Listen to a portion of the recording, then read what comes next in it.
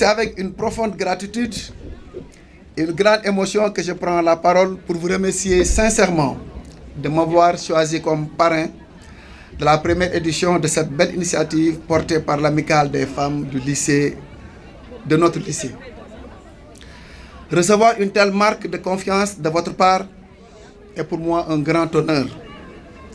Votre amicale représente bien plus qu'un simple cadre de rencontre.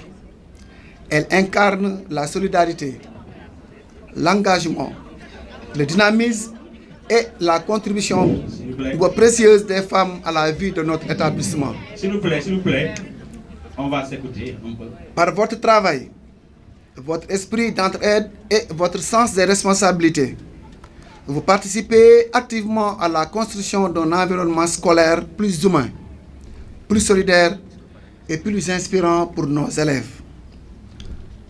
En acceptant d'être le parrain de cette première édition, je souhaite vous assurer de mon soutien et de mon accompagnement dans les initiatives que vous portez pour valoriser la place et le rôle des femmes au sein de notre communauté éducative. Je vous félicite sincèrement pour cette initiative qui marque certainement le début d'une belle tradition dans notre lycée.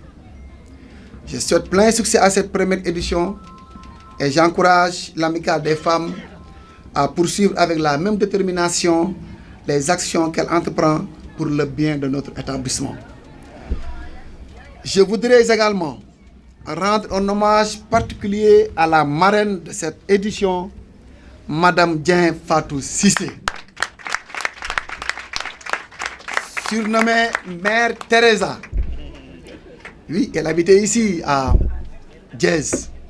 Elle habite toujours, elle habite. Ok, elle habite. Elle faisait des actions incalculables pour le lycée. Voilà. Elle dit absolument. Parce que vous êtes des témoins vivants. On n'était pas là, on nous l'a dit. Tout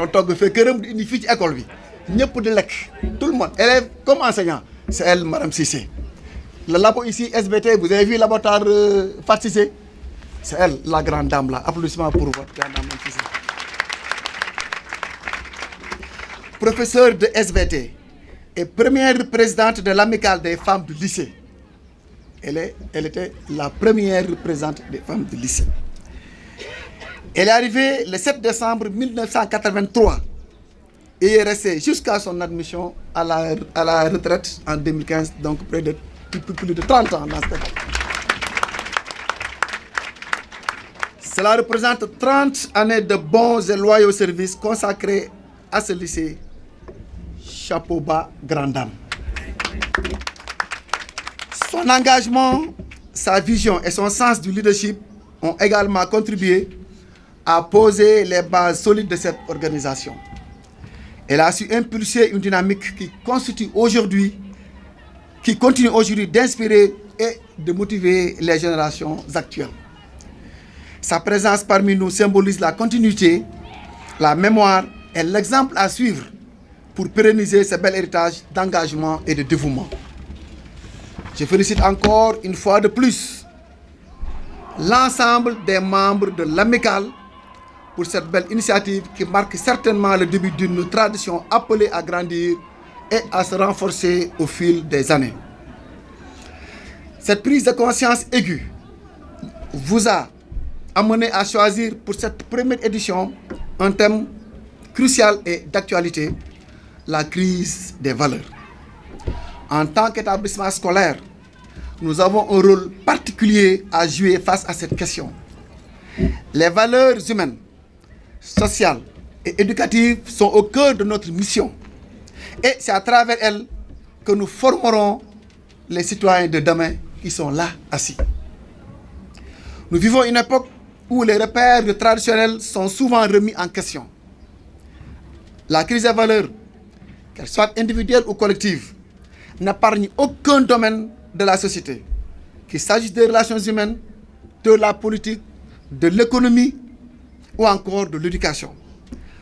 En tant qu'acteur éducatif, il est essentiel de comprendre ces défis afin de mieux accompagner nos élèves et guider les jeunes générations dans la construction d'une société plus juste, plus respectueuse et plus solidaire. Aujourd'hui, cette conférence nous donne l'opportunité de réfléchir ensemble aux enjeux de cette crise, de débattre de ses causes et de ses conséquences, mais aussi d'identifier des solutions et des pistes de réflexion qui permettront à chacun de contribuer à un avenir meilleur. Nous sommes ici non seulement pour analyser, mais aussi pour agir, car c'est par la confrontation des idées et le dialogue que nous pouvons espérer trouver des réponses. Je tiens à remercier chaleureusement tous ceux qui ont contribué à l'organisation de cet événement. Toutes ces magnifiques et belles dames qui sont là en face de moi. Merci à vous.